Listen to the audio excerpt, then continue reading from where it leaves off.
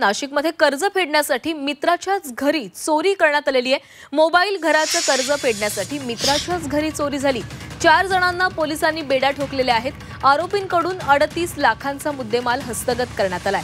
Mobile घराचं कर्ज फेडण्यासाठी एकानं मित्राच्याच घरी चोरी केल्याची घटना उघडकीस आली आहे। नाशिकच्या गुन्हे शाखेनं चौघांना अटक केलेली आहे। त्यांच्याकडून 38,58,000चा मुद्देमाल जप्त करण्यात आला।